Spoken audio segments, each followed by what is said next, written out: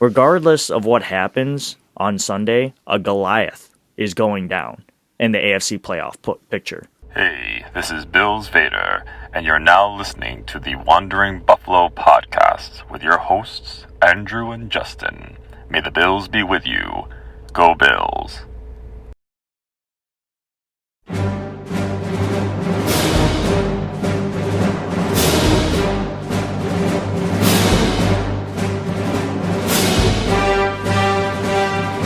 Good evening and welcome to another episode of the Wandering Buffalo podcast, a show here on the Built-in Buffalo Network.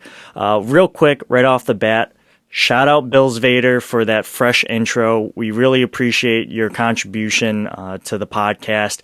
We got some more, unique super fan intros on the way, so be on the lookout for that. But obviously, Bills Vader, iconic fan, love everything that you do.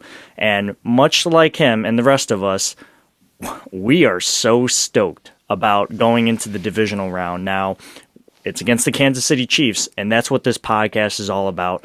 We're going to try our best to break down this episode into 4 segments. We'll start with stats. Then after that, we'll talk about the Chiefs season under review, kind of like just an overview of what it really looked like. After that, we'll talk about injuries and matchup potentials. And then after that, we'll give our predictions and just our ending thoughts and our overall feelings of this game. But, before we get into the episode, I'm, of course, here with my co-host, Justin Goddard. He took over the Monday episode for me, thankfully, because I had no voice because I was at that playoff game in Orchard Park on Saturday, and it was amazing. But, Justin, thanks for covering for me, and how are you doing? I'm great. I'm glad to have you back in the fold here. I like having you to bounce ideas off of, and sometimes I get a little crazy, and you put me back on my path, and vice versa. So glad to have both of us in the fold for tonight's show, and be able to talk about this huge game coming up. Absolutely. So it's the divisional round. We're going to Arrowhead Stadium, and as always, we started off with statistics. So, Justin, in the pregame show here, you told me you had no idea where the Chiefs were statistically, but so I'll just kind of give you an underhand toss. Where do you think the Bills are currently in total offense, passing offense, and rushing offense? So 3. Total offense, give me your answer over there, passing offense, and then rush offense. Total offense, I would say probably about 5. Passing 3, and rushing, I'll say 6. That's pretty good. And I do want to preface these statistics with these are the regular season stats. I had the option to do post-season snaps, but that would have just been only one game, which the Bills clearly would be at the top of everything because they just destroyed the Patriots, really. Not to take anything away from the Chiefs because they really did kind of dismantle the Steelers too, but the landslide was the Bills win was a bigger landslide. But Justin, very close. Total offense, the Bills are 5th. Passing offense, they're 10th, and then rushing offense, they're 6th, respectively for the Chiefs. Where do you think their total offense is, their passing offenses, and their rushing offenses? So if we're going over the course of the full regular season, I feel like they're a little bit lower in a couple of categories because they did have a rocky start. Total offense, I'll say 7. Passing, I would put them, let's call that 5. And rushing offense, I'd say like 18, 19. What was the total offense that you gave again? I'm sorry. I believe I said 5. Not bad. So the Chiefs are the 3rd ranked total offense. Passing offense, they're 5th. No surprise there that they'd be high up because they got a lot of speed at those the wide receiver positions, and we'll get into that later. And then rushing, they're 16th. So right in the middle. Justin, not bad. Do those numbers from the Chiefs kind of surprise you by any means, or is anything that jumps out to you that you want to talk about? Not really. I mean, I feel like in particular, total offense and passing offense, I would put them typically, I would be guessing like in the top 2, but like I said, they did have a little bit of a weird rocky start to the season. But they kind of have that high end talent with Mahomes, and you're talking Tyreek Hill, Travis Kelce, that are just matchup nightmares, and it seems like one or the other or both are going off in any given week, and then they have some of the ancillary weapons. And rushing is right around where I predicted it. I feel like there's kind of similar to the Bills there if you take, Josh Allen's running out of it because Mahomes doesn't run like Allen, but kind of where they're more predicated on the pass, and the running is sprinkled in. I feel like it's similar numbers if you take Josh Allen out to like what the actual running back production is for the Chiefs. True, and I'll take this a step further, or maybe in a different direction. The one thing that kind of jumps out at me is that these numbers are fairly similar, right? We're talking about 5th total offense versus the 3rd. The first number is the Bills. Bills 10th passing offense, Chiefs 5th. That's probably the second biggest gap. And the largest gap is the running statistics, where Bills are ranked 6th and the Chiefs are 16th. What I got from that is that, this sounds a little weird, for me at least, is that the Bills are more balanced on offense, it would appear. And ideally, you would want to make the Chiefs run the ball, take the ball out of Patrick Mahomes' hands. But the Bills employed that tactic last year twice, and it didn't really work out. So I'm not really sure that necessarily is the way to go. But this year, we already saw them go an Arrowhead and win. So I feel like they're better equipped this time around, and the run defense definitely seems like it's on the uprise with Harrison Phillips and Star Lotulelei starting to play better, and Harrison Phillips is literally god tier right now. But speaking of defense, let's transition over to those statistics. Justin, where do you think the Bills' total defense, pass defense, and rush defense currently lie after 18 weeks? Overall, 1. Passing defense, 1. And rush defense, put it about, call it 8. Okay. It's 1, 1, and 13th. So not bad. Not bad. Bills are, obviously this comes to no surprise that the Bills' rushing defense is not as great, but definitely better than previous years. I'll leave it at that. So now, same question for the Chiefs. Total defense, pass defense, and rush defense. So this was when we were talking pre-show, and I'm like, I have no idea where I'd put the Chiefs on numbers. I feel like their defense, like statistically on paper, isn't very good, but they have like that opportunistic streak to them, kind of like the bend but don't break and capitalize on turnovers and whatnot. Overall, I'll put them at 10. Passing defense, go 12, and rush defense, 7. Okay. See, they're all wrong. Yes, they are all wrong. So total defense, 27th. Pass defense, 27th. Rush defense, 21st. So, what jumps out of the page for you with those statistics? I'll go first. The Bills' balance attack looks like the perfect kind of formula to combat the Kansas City Chiefs, personally. Now you got to think about that front four that they have, mainly Chris Jones in the middle. Don't know if they're going to kick him outside or keep him in the middle, but he's the one piece that really, really scares me on that Chiefs defense. Obviously, Tyrann Mathieu and L'Jarius Sneed can make a play or two, and he's definitely outperformed where he was drafted from. But in general, the defense statistically at a whole year's after 18 weeks isn't that great. So what jumps out to you with those statistics? So kind of all of it jumps out to me, and I kind of felt like I was guessing high for some of their statistics there. But it's also kind of like what I alluded to, where, their defense really hasn't been all that great the whole time we've been seeing, Patrick Mahomes and all those weapons and that team going deep into the playoffs. But their offense is so good that their defense gets these opportunities to capitalize. And so I guess I didn't really consider the fact that a lot of those games end up being shootouts, so they are still allowing a ton of yards and a ton of points.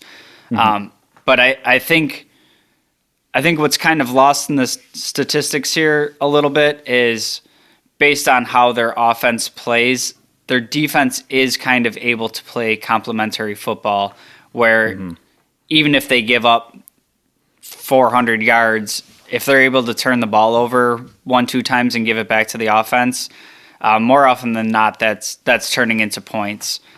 So huge defensive advantage for the Bills on paper, but I think it is something to be mindful of that opportunistic nature of Kansas City's defense and it not being quite as skewed as it appears. I'm glad that you brought that up about turnovers and whatnot, because that brings me to my next statistics, and that's just the turnover differentials. Right now, the Bills are +8. Where do you think the Chiefs are? Again, Bills are +8. I believe that leads the league, right? I'll say the Chiefs are +10. +4. Okay. So +4 and turnover differential, not, fantastic, but they're definitely not on the negative side of that statistic, which is, better than nothing. So let's move on to the last statistics here, and these are the money downs, the third and fourth down. Where do you think the Bills are and the Chiefs are when it comes to third down offense? I'd say they're both top 10. I'll put the Bills at 9 and the Chiefs at 8. I feel like they got to be pretty close there.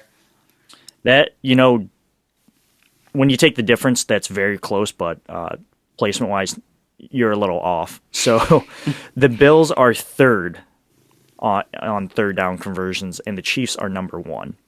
Okay? Now let's transition to third down defense. Where do you think the Bills are, and where do you think the Chiefs are on third down defense? I feel like I did this before, and I thought the Bills were better here than they actually were. So put the Bills 12, and based on all the other numbers you gave me for Kansas City's defense, I have to assume they're not great on third down. So I'm going to say 17 for them. Bills are first on third down defense. And not Chiefs, a stats guy. And the Chiefs are 8th on third down defense. So even though the overall statistics say, the Chiefs are 27th overall, 27th against the pass, and 21st against the run, they're pretty good on the third down defense. But how do they fare on fourth down offense and fourth down defense? Where do you think the Bills and Chiefs are with their fourth down offenses? I'll give you a hint. This is the one where you were like, "Oh, I thought the Bills would be better here." I was thinking that, and I was like, "Nope, that was," because I was thinking of the Patriots defense last week. I'll go Bills 13th, and I'm guessing the Chiefs are pretty up there. I'll say Chiefs 6. Bills are 21st. Fire everybody. Chiefs are 26th. Jeez. Yeah. So, again, total offense, 5 and 3 Bills, Chiefs, respectively, with those numbers. Yet on fourth down, Bills are 21st. And then fourth down, the Chiefs are 26th on offense. Where do you think their defense lies with the fourth down defense? Sorry. Bills' fourth down defense is not good. I'll say Bills' fourth down defense, 22nd. Chiefs Chiefs 10. You are correct about the Bills' defense not being good. Oh, I thought I got the exact number. No. that's. I don't think you that's had a ever 1 in happened. 32 shot. So the Bills' fourth down defense ranks 26th, and the Chiefs' fourth down defense ranks 31st. Nice. They Let's just are go for every fourth down. not good on fourth down defense. So after hearing all these statistics, where do you personally feel? Like, how does your confidence level go up, down? Where are you personally? So I'd say I'd probably be staying about where I was before hearing all the stats, and that's kind of if the Bills play the game they played against the Patriots and they're able to consistently move the ball, and Josh Allen's playing at that super high level, I think the defense, as good as they've been this year, will keep the other team in check enough to be able to take out pretty much anybody. What I know and what I've seen from this Chiefs team over the past few years is they're the type of team, and you just mentioned it with like fourth down conversion or third down conversions and that offense. They're, even if you get them in a hole, they can be down, but they're never really out of it, and they can kind of explode and go on these runs out of anywhere. So I think my overarching theme through the statistics here is kind of the Bills just have to go out there and play their brand of football that we've seen all year. Keep the balance of the run-pass game. Try to get off the field on third down. And just kind of maintain possession, and much like the Patriots' game plan is typically going against the Bills, try to keep Mahomes on the sideline as much as you can. All right. Let's move on to the second segment here, and that's just kind of like the Chiefs season in review. So I got ESPN up here, and I am looking at the Chiefs' first 7 games. They go 3-4. Okay, they play the Browns, Ravens, Chargers, Eagles, Washington football team, and then the Titans. They go 3-4 in that. They lose to the Ravens, the Chargers, the Bills, as we all know, and then the Titans. After that, they go 9-1. They just go through this ripper of a streak. So they beat the Giants, the Packers, the Raiders, the Cowboys, the Broncos, the Raiders, the Chargers, the Steelers. They lose to the Bengals on that really weird kind of fourth down penalty thing, and then the Bengals are able to kick a field goal. And then the Broncos. They finish the year off by winning against the Broncos. I think what we can take away from this, at least for me personally, what I take away from this, is that the Chiefs started off kind of weird, almost like how the Bills did, right? The Bills lost their first game to the Steelers, and then, Josh Allen was kind of like, kind of left and right, up and down. Things weren't really clicking, and if I'm being honest, from a 30,000-foot view, that kind of looks like what has happened here with the Chiefs through the first 7 games. But then after that, it seems like everything was starting to click. And, who didn't see this coming? The Chiefs started stacking wins, breaking the brakes off teams, and it started to show. However, do you personally think that maybe the Chiefs have peaked too soon? Are they going through this win streak too soon? I mean, so for me, a lot to do with having success in the playoffs is kind of what you're getting at, of the getting hot at the right time. I can't say that I think the Chiefs peaked too soon, though, because I feel like right now they're like coming into their form, and that that 9-1 streak that they were on was just kind of their regular brand of football starting to click. What scares me most with the Chiefs coming up this week is they look so comfortable, and they look like they're like actually playing football, like they're out there having fun. They got Travis Kelce throwing slants, and Mahomes is out running routes, and they're doing all this like really creative stuff and these underhand throws, and to me this looks like, you know, some wrinkles that you put into a playbook when the players are like, oh, this would be fun, and you try it out in practice and put it in the back of the book, and you never actually pull it out. But the Chiefs actually do this stuff, and like, you know how much fun they have practicing that, and you know how bad they want to run it when they get in a game situation, and that to me doesn't speak to peaking too early or like having already peaked. That to me is like they hit the peak and they're like, oh, we can maintain this pretty easily. Let's go have some fun with it.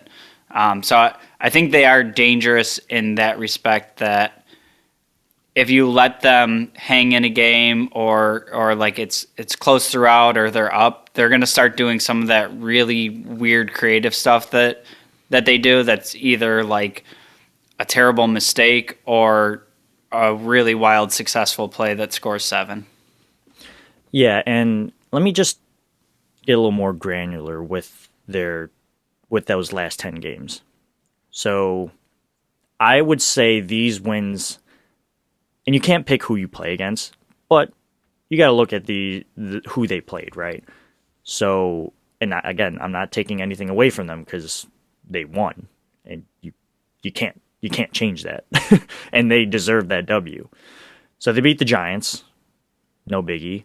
They beat the Raiders, who have a terrible defense, and we saw made an early exit out of the playoffs. And to be quite frank, they needed a Jacksonville Jaguars team to beat the Colts team in order to make it to the playoffs. So I don't necessarily think at that time when they beat the Raiders, it really was the Raiders at their best point, considering the weird season that the Raiders had. They beat the Raiders again, the Steelers, and then the Broncos twice. So, They also beat the Packers, the Cowboys, and then the Chargers, and we know that they lost to the Bengals. So those are, I would say there's definitely some quality wins in there as well, but, you know, people might point at those and poke holes at their record, but they could easily do that with the Bills and the last 4 games that we had. We had the Panthers, we had the Patriots, the Jets, and the Falcons. Yeah. So it is what it is. And before we wrap up this segment, where do you think the Bills and Chiefs lie on in point differential? I think I'm going to say Bills are number 1, and Chiefs, I'll say 7. Chiefs are 5th at 116. So they, you know, when they win, they win. You know, there's nothing to really compare that to. But you are correct. The Bills are number 1 at 194. So when the Bills win, they really are quite literally beating teams down. It's like, we're either going to destroy you or we're going to lose the close game.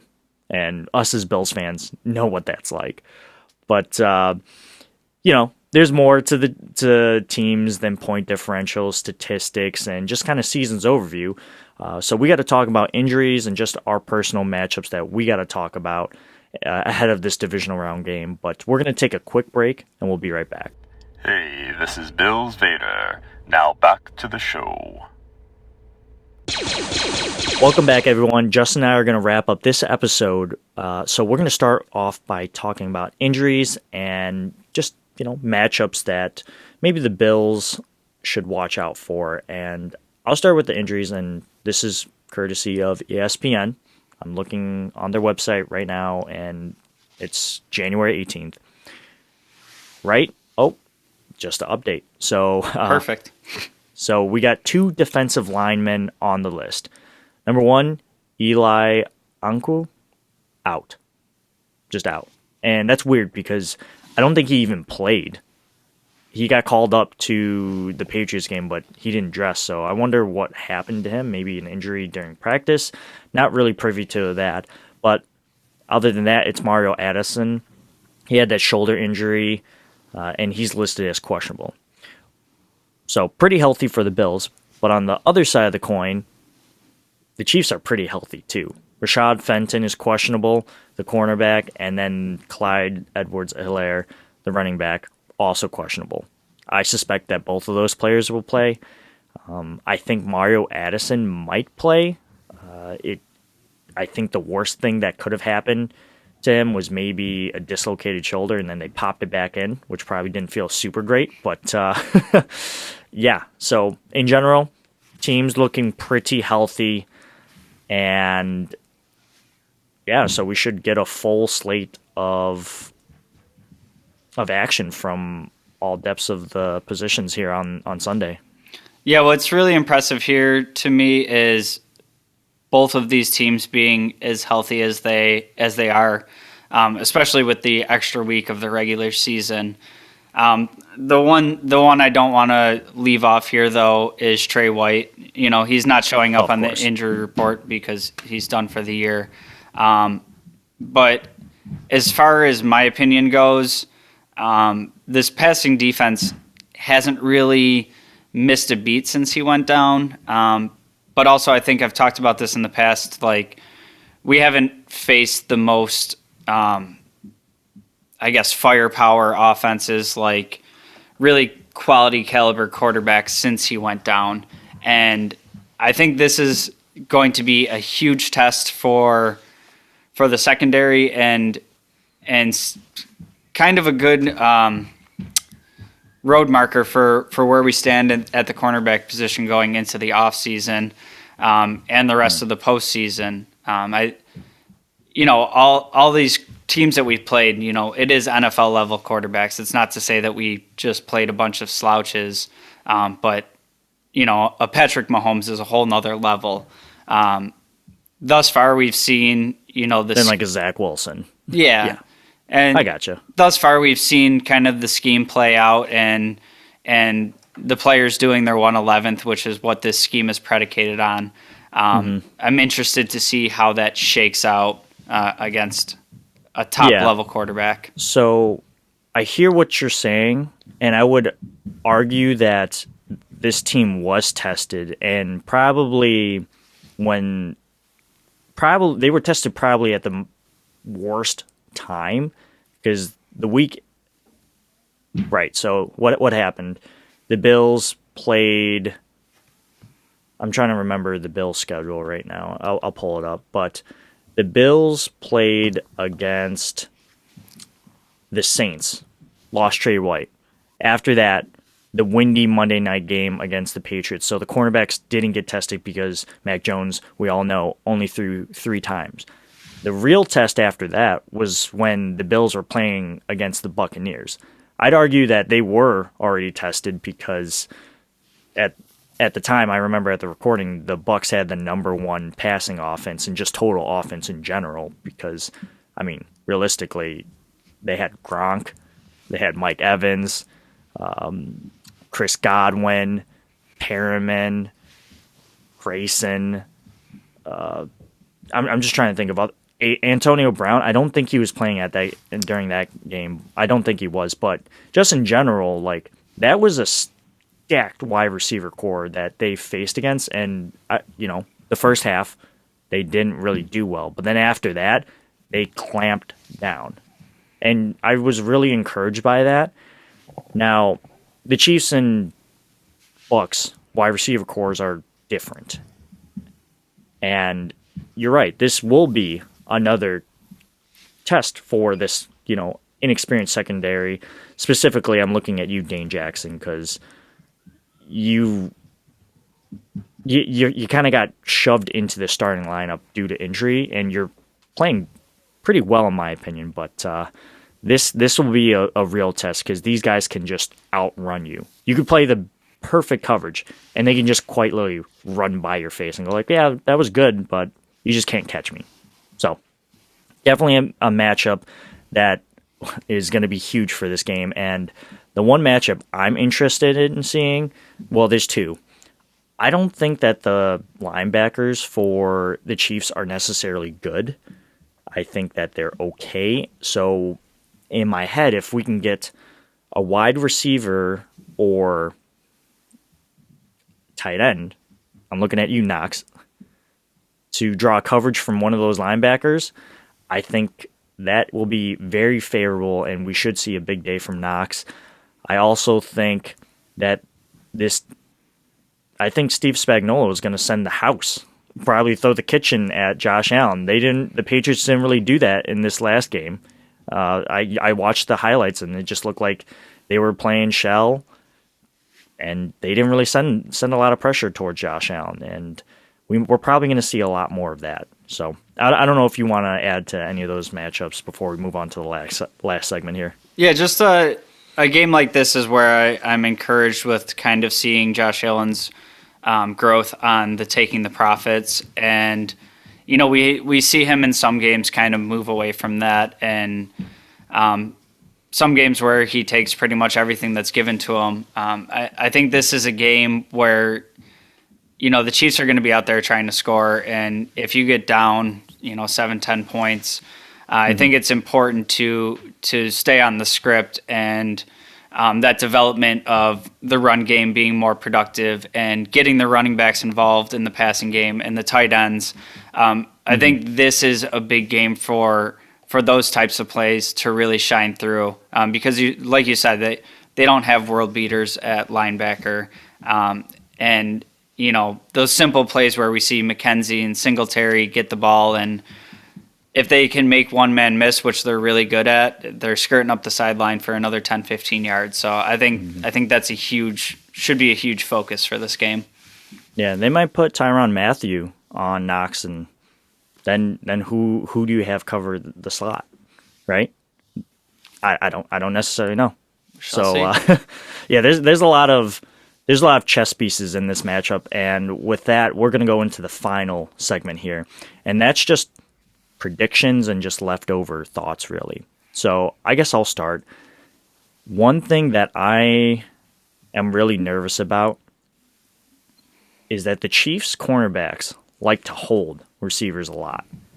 They really do. And I think what the Bills did in their earlier matchup is kind of take a page out of their book and do that to the Chiefs. And you saw early on there were a lot of illegal contacts against the Bills, but eventually it seemed like the refs might have swallowed their whistle because they were like, all right, let's get the game going. Not to mention, this is the playoffs. I think that the refs are more likely to just say, whatever, just let them play, unless it's something really, really egregious, right? And we saw multiple holding calls that could have been, flagged against during the last AFC Championship game, but it didn't happen. I got my eye on Chris Jones because he was a big problem on the interior against John Feliciano, and he got punched in the head. And that wasn't a great day. Okafor also had a pretty good day, if I'm not mistaken. The Bills should definitely test the run.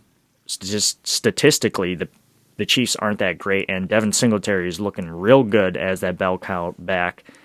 And then, lastly, for my prediction, I'm going to say Bills win. I felt nervous about the Patriots game, and I'm nervous for all of these games. Don't get me wrong. But I really do think that the Bills are a way more complete team at this point. And if they can play at that potential, there's no team that they can't beat. Regardless of what happens on Sunday, a Goliath is going down in the AFC playoff picture. So it's kind of like exercise your demons now, Bills, because if you beat the Chiefs, I really don't think there's a team on the other side of the brackets, whether that's the Bengals or the Titans, that could necessarily take you down. You go through the Chiefs, hey, who knows? Yeah, so for me, this weekend is where the playoffs like really start to me. We've seen since they've added that 7th playoff spot, the super wild card weekend. It hasn't been much intrigue. You saw blowouts all over the place, and I don't know about you. I liked them. Yeah, it's fun. It's a little more football, but it's kind of there's not a huge amount of surprises in that first weekend typically. So what are you talking about? Hold on. You didn't think the Cowboys losing in the first round was a surprise? Me personally, no. Yeah, no, I didn't think that. I'm being facetious. Okay, I'm making sure. Yeah, and I also didn't think the Cardinals losing was a surprise either. I was telling my buddies, and we're getting off topic here, but I never, the Cardinals were on an early rip, but I was thinking to myself, like, this team's not it. They're gonna get figured out, and they did, and they had a really bad game. Yeah, they never came back. Yeah, so sorry to cut you off here. Oh, you're good. Keep going. Yeah, so kind of like you were mentioning, a Goliath is going to go down this weekend. This is where, for me, the big dominoes start to fall, and it's really, you can do whatever matchups you want. This team's better at this, blah blah blah, all that. But what it really comes down to this time of the year is the execution. All the teams that are here belong here. And I'm glad you brought up the officiating from last year's Kansas City game too, because I think that's part of getting to this level and getting that playoff experience of seeing, different officiating groups are calling games a little bit different. And I think with another year of playoff experience, if the game starts going like it did last year, I think you might see a little bit of a mindset shift on how our team plays, lining up to how the refs are calling the game. But like you said, I agree. I got a Bills W here. I had some weird concerns about the Patriots game, but when I look at that one in hindsight, it went about how it should have gone. Yeah. The Chiefs team, it's a nice feather in the cap that we did beat them earlier in the season, but I don't want to hedge too much on that. They definitely remember that too. Yeah, and they're a completely different team now than they were then. So I wouldn't even expect a ton to transfer over from that game. I think this is basically two teams looking at each other for the first time this year. Right. I think we're going to see some high-flying offense, and I think the over-under on this game is like 55. I think it goes over that pretty easily. Right. But I think the Bills kind of check into that run game they were able to discover, and including Josh Allen in that, some quarterback runs, some Singletary involved, and bring a little bit of balance to the offense and complement it with the defense and pull it out. Right. So I'll kind of end on these predictors here. ESPN matchup predictor says that the Bills have a 52.1% chance of winning this game, as opposed to the Chiefs who have a 47.9%. When it comes to over/under, yeah, you're right. It's 55 points. Definitely going over. Put me down on that. And I'm not a money gambler person, but when I made these pre-show notes earlier in the day, the spread was I'm not a gambler. Again, it was 2.5 Chiefs. Now it comes down to 2, and essentially 2.5 right off the bat. Like, you get 3, to my understanding, if you're the home team. So right off the bat, when I was looking at this morning, it was clear, at least from what I was getting, that they just don't know. They're just like, basically pick a team. It could actually go either way. And the fact that it dropped another half point from when I wrote these notes till right now is more indicative of that.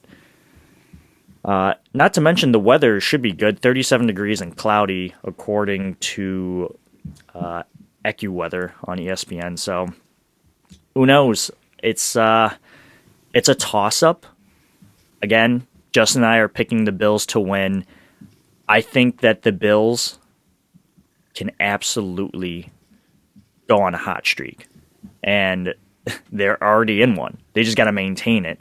And they maintained a big one last year. They were just one away from the dance. And, hey, I think that the Bills learned their lesson last year in the playoffs, and anything is possible. So put us down for a Bills W, and I think that's going to wrap it up for this episode. Thanks for listening. Make sure you like, comment, subscribe, and review our podcast. It would be greatly appreciated. Justin, any final words for the listeners before we take off? One note for the Bills, if you're listening to this, anybody on the Bills offense, let's keep that no punch streak going. They have some dangerous returners on the Chiefs, and I don't want to play that game. So let's keep the no punts going. If anybody ever wants to join the show, hit us up, ask us questions, anything like that. You can find me on any social medias at jgods22. Do you want me to pull up the return stats real quick? Let's do it. Wrap it up. Okay.